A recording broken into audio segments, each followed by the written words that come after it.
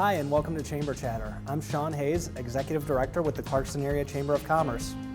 Today we catch up with our nonprofit of the month, as well as talk about some of the upcoming events of the Clarkston Chamber. For April's nonprofit of the month, we featured Clarkston Area Youth Assistance and their Pinwheels for Prevention program. I had the chance to catch up with Judy Parnes, Julie Meredith, and Lauren Kloss. So today we are joined by our nonprofit of the month, which is Clarkston Area Youth Assistance, or KAYA. They are talking about their Pinwheels for Prevention program for the month of April. And today I am joined by Judy Parnes, Julie Meredith, and Lauren Kloss. So thank you to each of you for being here with us today. The first thing I want to ask, for any of our viewers who are maybe not familiar with KAYA, can you tell us about your organization? Sure. I am Lauren Kloss. I'm the caseworker with Clarkston Area Youth Assistance. And just so you know, Clarkston Area Youth Assistance is a nonprofit organization. Actually, it's part of a larger county program called Oakland County Youth Assistance. And there is one youth assistance office in every school district throughout Oakland County. Our mission is to help strengthen youth and families through community involvement. So we really focus on just strengthening families and helping be there for them in whatever way they need, and ultimately helping to prevent any concerns or issues occurring down the road. So we just are really there to help strengthen families. Each youth assistance office is sponsored the same way with three main sponsors. There's the Oakland County Circuit Court Family Division, and they provide the casework staff to each office. And then the local school districts and local municipalities support each office as well. So here in Clarkston, we have Clarkston Community Schools, Independence Township, Springfield Township, and the city of the Village of Clarkston. And those local sponsors support us in a lot of ways by providing some funding for our operational expenses, some of our program support as well, and then of course some in-kind support with our office space and or rooms for events or with the day camp program. And from there, we have two branches of services to help support families in the area. We have casework, which is what I do working with families. So it's very family focused. It's working with individual families and whatever their needs and concerns are. And then we have our community programs, which are run by volunteers. And it's for the larger community, all about prevention and strengthening families. So those programs include family education, which are workshops for parents or for students on different topics.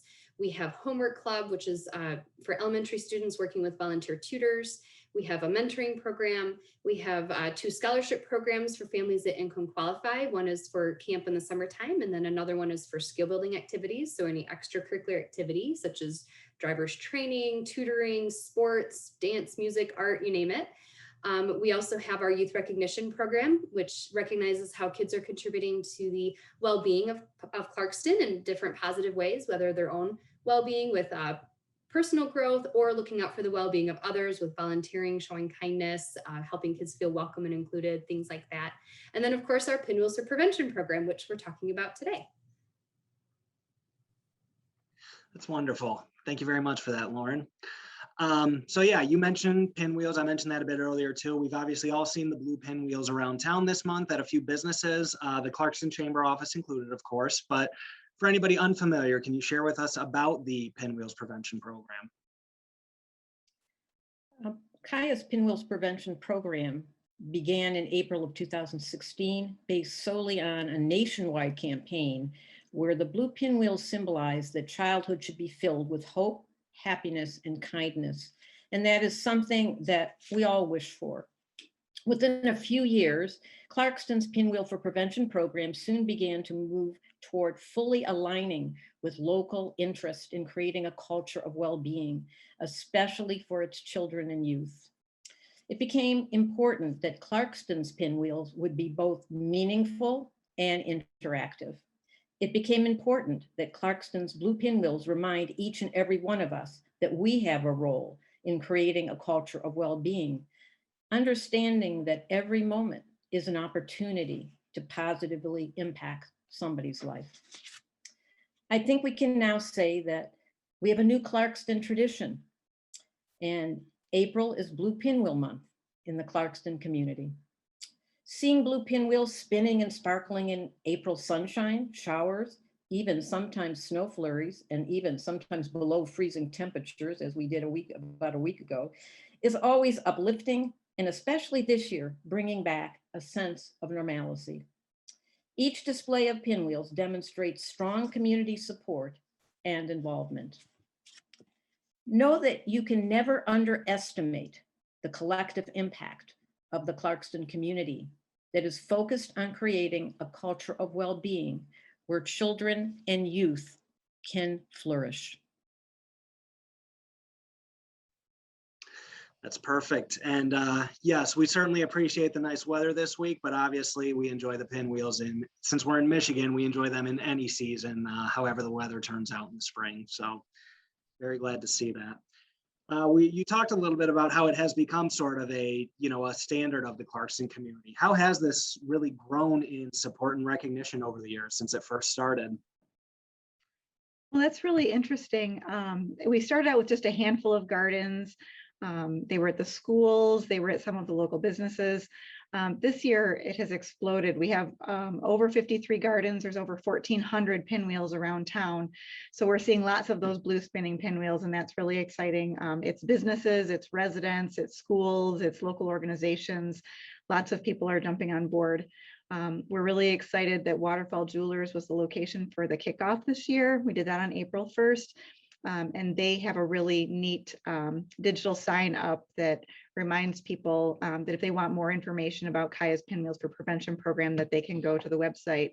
And that's www.caya-mi.org.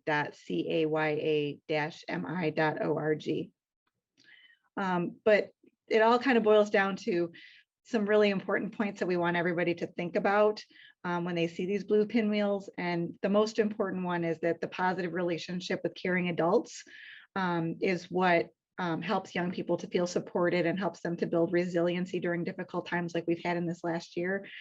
And then even more so, any small act of kindness can leave a lasting impact. And you never know when that little act of kindness that you extend to somebody else may be something that is very, very meaningful to them. Absolutely. So what else can, whether an individual or a business, what else can people do if they want to show their support for this cause? I definitely would say to use this as the opportunity to extend those little acts of kindness, that sort of pay it forward mentality. You can put pinwheels in your yard if you'd like to do that, but what we're really looking for is using those reminders to just extend to the young people in our community and make them feel welcome and supported in any way that you can. Fantastic. Well, Lauren, Judy, Julie, we appreciate each of you being here. And we just want to say thanks again for offering such a wonderful program to our community. Thank you so much, Shaun. Finally, I want to say thank you to anybody who attended our Business Over Breakfast on April 8th at Bay Court Park. Attendees enjoyed breakfast and networking face-to-face for the first time in several months. We also want to thank Independence Township Parks, Recreation, and Seniors for hosting us. Our next Business Over Breakfast will take place May 13th at Clarkston Family Farm. More info is available at clarkston.org. We hope to see you there. That's it for this month's Chamber Chatter. Thank you for tuning in, and we look forward to seeing you all in May.